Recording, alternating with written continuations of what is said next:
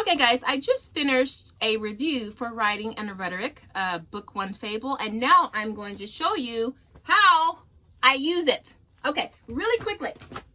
All right, so as I said in my other video, at the beginning of the book, right after the table of contents, they give you a typical week for how to use this, and they offer a suggestion of 3 to 4 days for how to use this.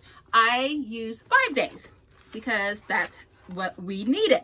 Now, let me just show you how we use this. Let me go to my chapter where my kid had his best handwriting, or one of his best handwritings. Okay, so day one. Day one, we read the intro, which is the skill that is introduced or the new form of writing. We read the intro, and then we read, wrong page. And then we read the fable. We read the fable, okay? And then after we read the fable, I have my child immediately go into the narration part. And after the narration, we talk about it. That's day one. We don't write on the first day. We just spend a lot of time just talking and just, putting on the ideals and the questions and marinating in it. We do it with a snack. And because I want to just have those memories of great discussions with great writing. And so I'm very deliberate and intentional about that. So no writing the first day, but this is for my 3rd grader. Okay, then, okay, depending on, as you get further into the series, the go deeper section gets deeper. So in the beginning, this is day one, I'm sorry, we would just do half a page of the go deeper. And usually the go deeper would include some grammar elements and writing. And because my child was reluctant at the time, I would not even have him do this part. I would just have him do anything that was circle. Any fill in the blanks or multiple choice, I would have them do that, not the writing. We can get to that later. But you see here, we would just do this part, skip, and then do this part, okay? We're not missing out by doing the parts we missed. We would come back to that. And as you can see, you will have more here. So depending on how much go deeper there is, because sometimes it could be 2 pages, I would just do half, okay? So half on day 1, and on day 2, the second half. So day 2, writing time. So day 2 might be finishing up, go deeper, and then we do copy work, narration, end of day 2. Why? I have a reluctant writer, mainly because he was really shaky with his phonics. So if he could copy, no problem. But for dictation, to be able to listen to the words and think about how they were spelled and then write it was too much for him. He was the child, if he couldn't spell it perfectly, he knew how it looked when it was wrong. He just couldn't see how it looked when it was right. So if he couldn't spell the word correctly, he was done. He couldn't move on to the next word. So, he didn't want to do inventive spelling. I could spell for him, but then he would be like, no, I want to figure it out. And that's fine. But, I would say, hey, let's just do 5 words of dictation, today, and 5 words tomorrow. Didn't matter. If he couldn't figure out how to spell that word, he was just done. So I realized from that, I had to go back to phonics, a different phonics program. And I will be having a video on what program that was. It worked wonders for us. And I poo-pooed it in the beginning, and now I came back to it. But I was using another phonics program, and it just wasn't deep enough. My child wasn't retaining it, so it affected his writing. So that's why we skipped a lot of sections, and also it was a lot of writing for him at the time. So don't be afraid to skip sections. You can always come back to it later. So copy work, dictation, and you see that's a lot of dictation. This is only this is lesson 5, okay? It's a lot of dictation. So if you want, you can just have a day where they just do dictation. That's okay. the whole point is to make positive associations with writing with your child. You go as slow as a snail if you need to. You're not in competition with anyone, okay? And look, the dictation went from this page to the next page. That's plenty. And then, okay, so that would be day 2 or day 3 with the writing, depending on if we had to do half today and half tomorrow. So let's say day 3. So day 4, we'll do the sentence play, which is a lot of grammar. You're playing around with words, how to take one sentence and chop it up, mix it up, do all kinds of stuff with it. So that would be one day. So where am I? So sentence play, that's a whole page. That's a whole page. There's a lot of sentence play. And then more sentence play. So sentence play can just be a whole day of its own if your child is a reluctant writer, or maybe they're in 3rd grade, okay? So you can do that, and then that's what I did. And then the next day would be copiousness, and that's where they take the activities that they worked on in sentence play, and now they have to do it kind of on their own. And because that's a little bit more involved, it's a lot more thinking, that's a day. Shoot, I think we spent 6 days on this, but that would be a day, okay? There's a lot going on there. And then you have your amplification. Whatever skill is introduced in that chapter, that's where you would see it. So if it's about amplification, you would amplify that story. Or if it was a summary, you would take the story from that lesson and then write a summary on it. But look at this. So this, we actually spent, I think, 3 days just on this. I had him do 2 sentences a day in his best handwriting. We had a deal. You can write the whole paragraph, five sentences in one day. I don't care about your handwriting. But if you wanted to write 1 sentence a day, it had to be a long sentence, and it had to be your best ever handwriting. And he was like, only 1 sentence a day? But I was like, yeah, but this is amplification. You can't write like a little 6-word sentence. This has to be like a 20-word sentence. It has to be a glamorous Rolls Royce sentence, not a little pink bug Datsun sentence. So, but he did it, and he did 1 sentence a day, and he made it the longest sentence he could, but he got it done. And actually, chapter 5, lesson 5 was a turning point for my child, where I could see his confidence starting to rise. And he started, dictation scared him. And that's the end of that section. This one, early on, it doesn't include the rewrites. And then you have the speak it. And in this case, they had a poem, and we just did memory work for that poem. And that was it. As you get further along into the series, and I'll show you, you'll have, let me show you. All right, let me take you to lesson 9. Okay. Summary, because the book is basically about summaries and amplifications with a little other writing elements thrown in, but that's the bulk of book 1. So you have summary, that's your skill, right? And then your story, the shepherd boy and the wolf. And then, all the little regular sections I was telling you about.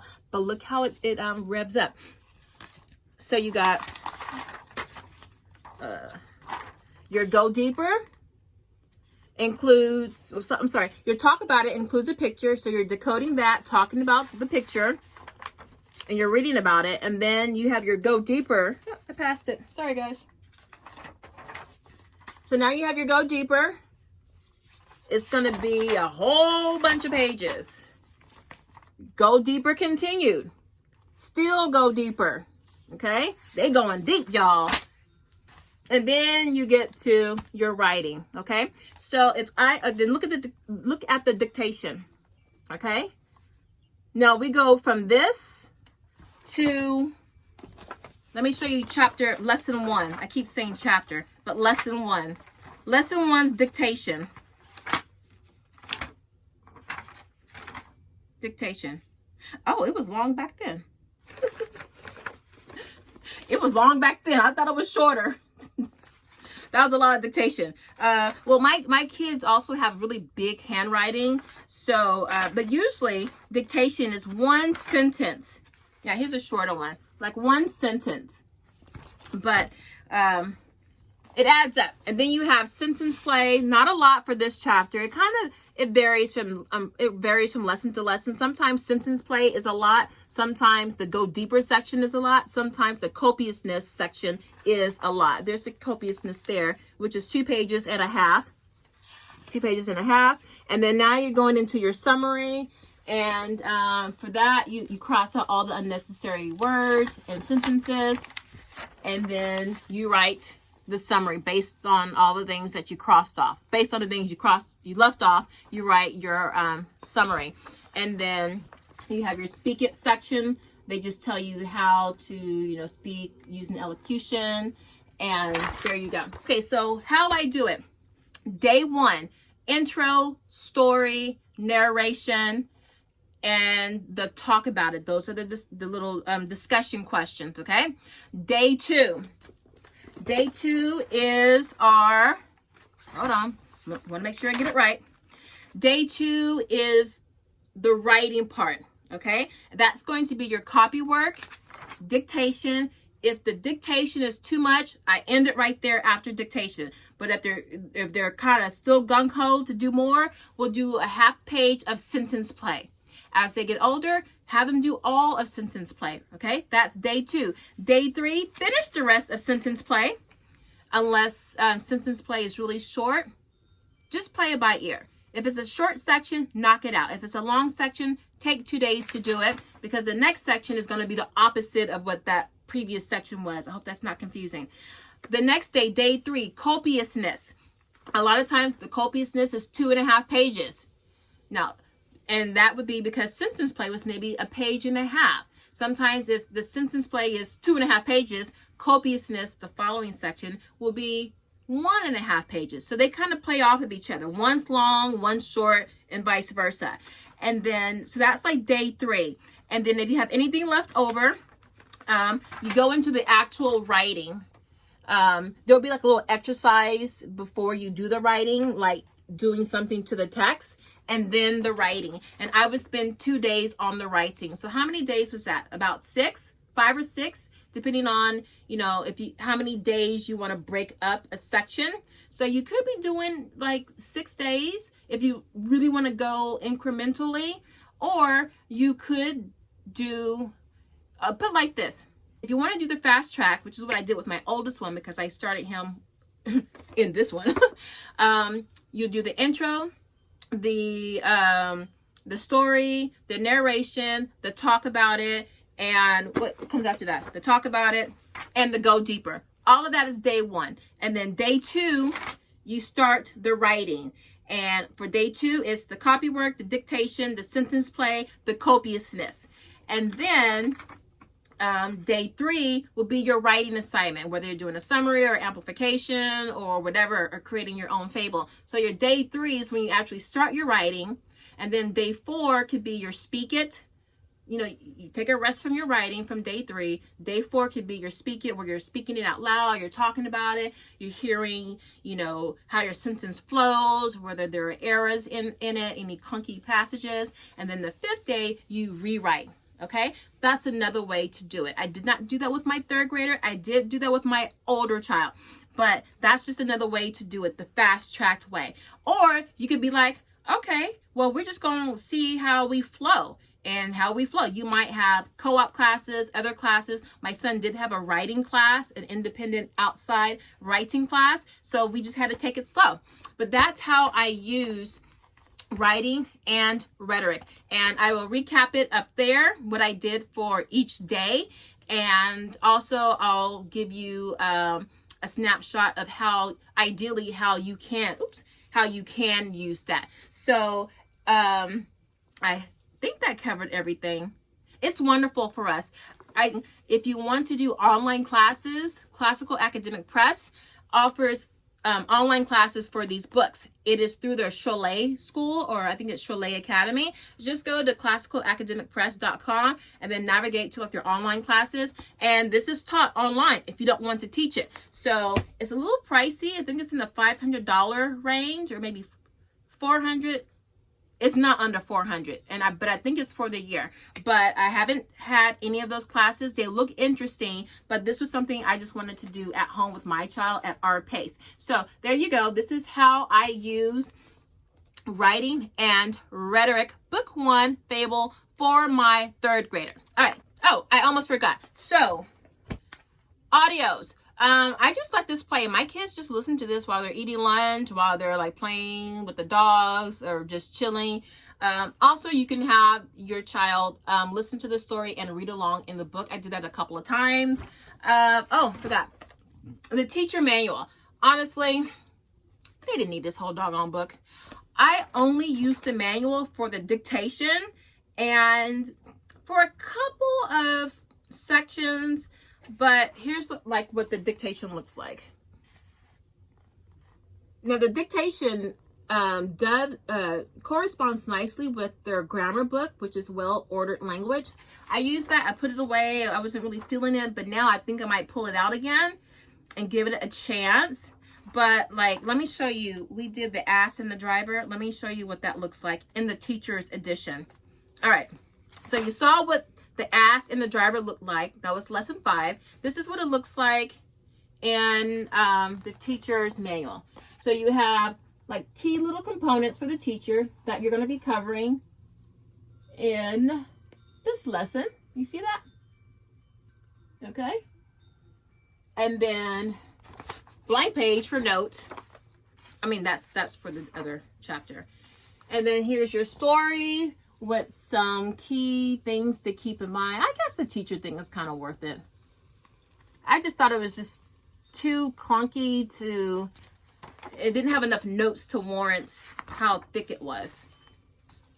And there you go. I'll just go through one lesson just so you can make a decision if that's something you would want to purchase. I would get this off of eBay. I would not pay full price.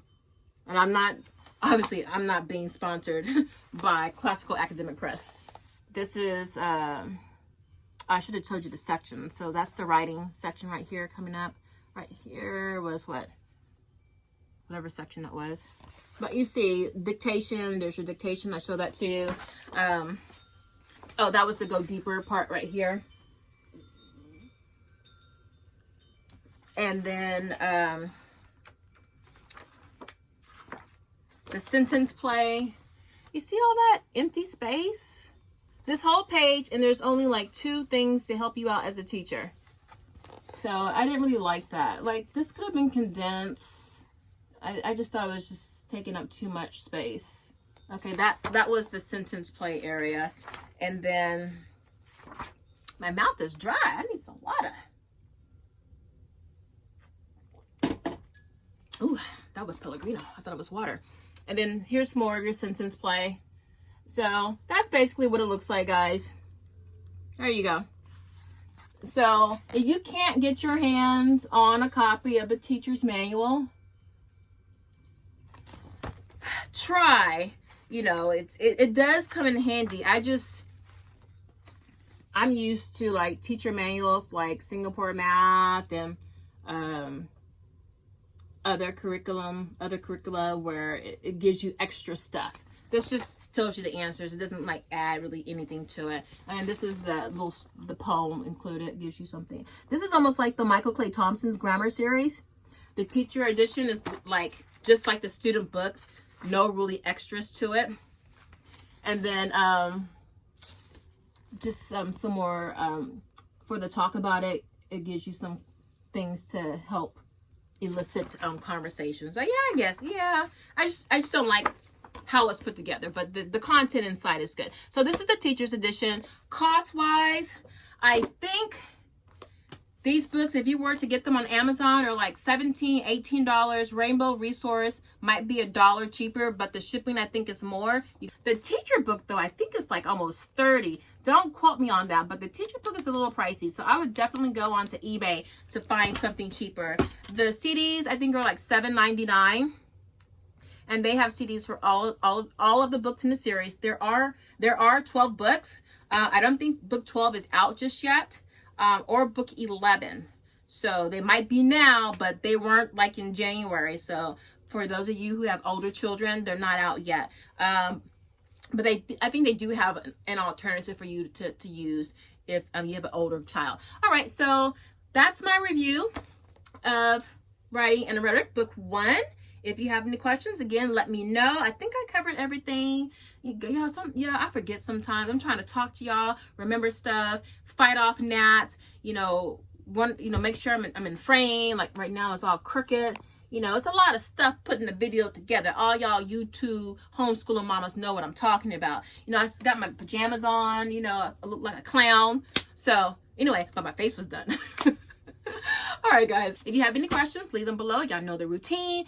And if you would like to see more videos like that, also let me know. And also subscribe and hit that notification bell so you will know when I put up more content like this. Thank you guys so much. This is Nikki with that Homeschool Live, helping you on your homeschool journey. I will see you on the next year. Peace.